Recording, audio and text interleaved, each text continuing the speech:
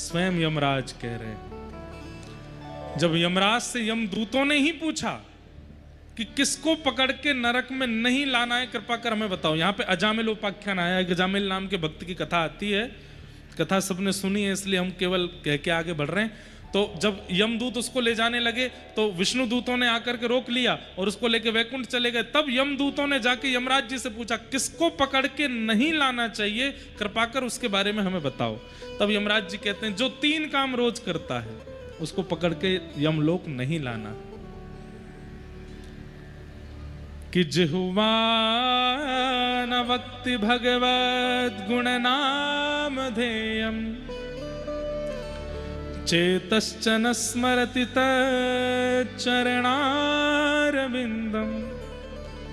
कृष्णाय नो नमति यत्सिर एकदापि, तानान्यध्वस्यमसतो कृत विष्णु कृत्याम्।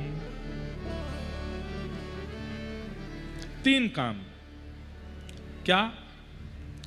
जिसकी जीव भगवान का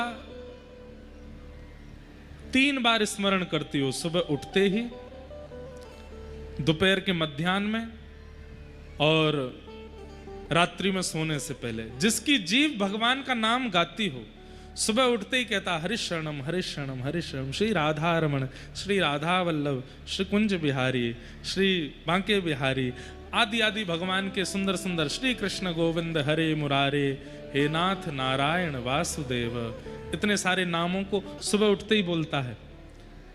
मध्याह्न भोजन करने से पहले फिर पुनः भगवान को हे जय श्री जगन्नाथ, जय द्वारिकानाथ, जय बद्रीनाथ, जय रंगनाथ, जय श्रीनाथ, जय द्वारिकानाथ, जय गिरधरनाथ, सब ठाकुर जी के नाम को गाता है। मनी मन नहीं, बोलता है बाकायदा, सुबह मध्याह्न और रात्रि सोने से पहले। जो 3 बार भगवान का नाम गाता है, पहला लक्षण। दूसरा लक्षण, तीनों बार केवल नाम नहीं गाता, चित्त से याद भी करता है। वृंदावन के श्री कृष्ण कैसे हैं, द्वारिका के श्री कृष्ण कैसे हैं, जगन्नाथ श्री कृष्ण कैसे हैं, द्वारिका रंगनाथ श्री कृष्ण कैसे हैं, ये अपने चित्त से स्मरण भी करता है। मतलब पहली क्रिया भगवान का नाम गाता है, दूसरी क्रिया मन से स्मरण करते हुए गाता है, और तीसरी क्रिया कृष्णाय नो नमति यत्सिर एकदापि, और तीनों बार अपना सिर श्री कृष्ण के चरणों में झुकाता है, दंडवत करता है। ये 3 डोज जो सुबह दोपहर शाम लेता हो जैसे डॉक्टर कहते हैं ना 3 गोली हैं, सुबह लेनी है, दोपहर में, शाम को, ऐसी ये 3 डोज भगवान का नाम, चित्त से स्मरण और सिर झुका करके।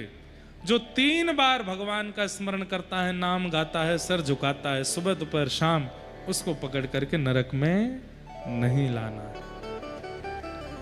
बच गए आप सब लोग, खुश हो जाओ, अब तो निकल गए।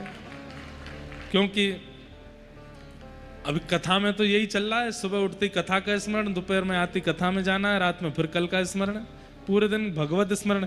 जो स्थिति इस वक्त आपकी है कथा के काल में, यह स्थिति अगर 365 दिन बन गई तो नरक नहीं जाना पड़ेगा।